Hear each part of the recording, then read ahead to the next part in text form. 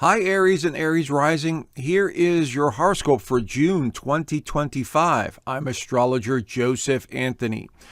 Big changes are on the horizon this month, and this is because there's several things going on that we need to draw your attention to. So if you're an Aries sun sign, or if you're a rising sign in Aries, this is a very general overview using Western tropical astrology, using the whole house systems.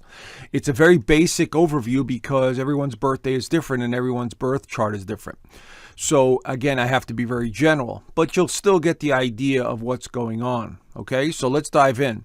So first of all, Mars, which is in a very strong position right now in your fifth house, is still very favorable for many of you for creative projects, for having more fun, being more playful, wanting to start something new. And that's all great and good. This month, Mars will be switching signs and we'll go into Virgo, and we'll get to that later.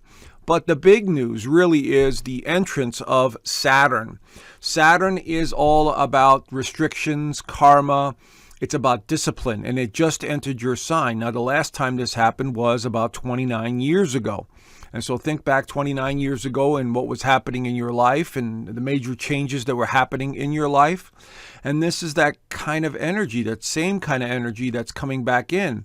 Now, when I say discipline, Saturn in the first house could make us feel restricted in some way.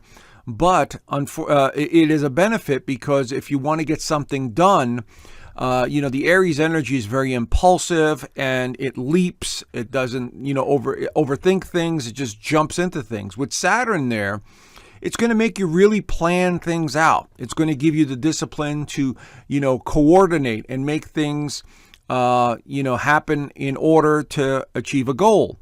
And Saturn is very goal-oriented, so keep that in mind. Now, Neptune is here also. As you can see here, they're very closely aligned as we begin the month. And this means a creative endeavor, but at the same time, you're losing a sense of self that, you have to let go of. If you've been seeing yourself in a certain way and, you realize it's time for change. So many of you are going to be feeling this. Now, Venus is also in Aries for a little bit, shortly. And that's good for socializing, interacting, and looking good and feeling good and all of that. We've also got a bunch of planets. Of course, this is Gemini season, so Gemini Sun, Gemini Mercury, and Jupiter. Now, Jupiter is very interesting because Jupiter is going to be switching signs this month and will be going into your fourth house. And Jupiter is going to go into Cancer in the fourth house, which has a lot to do with your foundation, your home life, real estate matters, remodeling, your emotions, your connection to family on a deeper emotional level. This is all going to be the theme in the next year, and I'll get to that transit in a minute as well. But the Sun and Mercury going through Gemini, there's a need for conversing, there's a need for self-expression, there's a need to be seen and heard, there's a need for short travel, and so I encourage all of that. And so this is a very important month for many of you. You will be putting the wheels in motion, going in a new direction, or your foundation will be changing for many of you, like you're moving or maybe taking on a roommate situation or moving in with someone else, whatever, buying land, whatever floats your boat and whatever your actual chart is actually saying. So this is a very good month for all of that. So there's nothing holding you back from achieving, some small goals this month. All right, so let's dive in a little deeper. Venus enters Taurus on the 6th, right there. Now, Venus in Taurus, this is a natural setting for Venus. Venus works well in Taurus, but it is about the aesthetics. It is about money. It is about values. It's about looking good. It's about having things. It's about the material side of life, because that's what Taurus represents. And Venus here going through the second house could be a good time for financial matters, such as investments, buying property, remodeling homes, getting loans, or just feeling like, you need to make more money on some level, okay? Because Taurus is elevated in, Venus is elevated in Taurus. So it is all about making money and having and possessions, but also looking good and feeling good and, wanting to have more interaction with other people. So this is going to be very beneficial for many of you on that level. So take advantage of this transit as it makes its way through your second house for about 6 weeks, a little less than 6 weeks, and then it'll go into Gemini, which will be next month.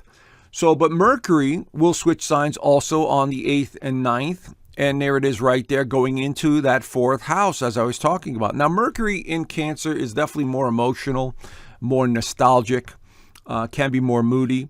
So for the next 3 weeks, as Mercury makes its way through Cancer, everything to do with the past, everything to do with the home life, anything to do with protection of family, because Cancer is all about protecting the family. And so this is going to be very big and very important for many of you. And so this starts the trend in the home, wanting to possibly nest and maybe do something with the home, like remodeling or painting or buying new furniture or something along those lines is definitely the theme here. But it's definitely the beginning of some emotion and feeling with Mercury going through Cancer. Now, speaking of Cancer, Jupiter enters Cancer late on the 9th into the 10th, and there it is. And it'll be here for a whole year. And so Jupiter in Cancer is actually exalted, meaning that it works very well. The excitement and enthusiasm of Jupiter in Cancer works extremely well. So this is a natural fit for Jupiter. Now, in the 4th house, this is all about, this coming year is all about things pertaining to your foundation, your home life, nostalgia, real estate matters, buying land, fixing things up, traveling to see other lands. Maybe you're buying a second home. Maybe you're deciding to spend time with family, particularly the mother. Cancer rules the mother. Okay, and so this is going to be the theme for the next the next year, and it begins this month with Jupiter in Cancer. Okay, so this is very beneficial for many of you. So if you're thinking about moving or you're thinking about doing something with your home, this is the beginning of it, and I encourage it because of the alignments that I'm seeing in these charts. All right, so take advantage of opportunities coming your way in that department. Now, the full moon is going to be in Sagittarius this month on the 11th, and so this is going to be important for realization, coming to terms with something, belief system, your meaning of life. Maybe you're needing to travel one last time before you close a deal. Sagittarius is the philosopher, and this has to do with religion. This has to do with politics. This has to do with the greater meaning of your life. And when you have a full moon in Sagittarius, it brings these things to light. What am I doing? Where's my life going? What do I want to do next? What do I really believe in? Am I really political leaning? Do I lean towards the right? Do I lean towards the left? Am I a political atheist? Stuff like that is going to be on your mind. Now, because we're activating the 9th and the 3rd house, travel could be important. Now, if it doesn't have anything to do with that, it could have something to do with publishing or writing or speaking, because the 9th house is about publishing and talking, and so is the 3rd house. So there could be something to do with that, but most likely it will be something to do with a realization, because full moons bring in realizations, and that's what you're going to be paying attention to with this full moon. So keep that in mind. Now, there's a couple of tricky alignments that are coming up, and I say tricky because they're not that big or important, but they can be meaningful. Jupiter square Saturn. This is on the 15th. Jupiter just entered Cancer and it begins to square Saturn.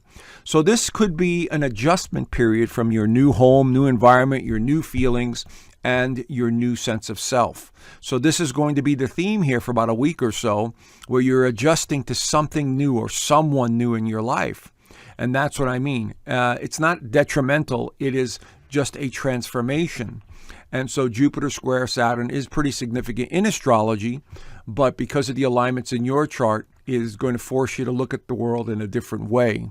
And speaking of the world, there may be more changes on the world stage, political leaders and major announcements and stuff like that. So I'm sure there'll be more of that too. So keep that in mind. It has to do with your home, feeling, and environment, and your sense of self that's going to be transforming in some way. Now, Mars, your ruler, is going to be switching signs on the 17th, entering Virgo. Now, this is important because Virgo is the sign of health. It's the sign of daily routine. It is the sign of perfection. And when Mars goes through the sixth house, you are absolutely more focused on your physical well-being.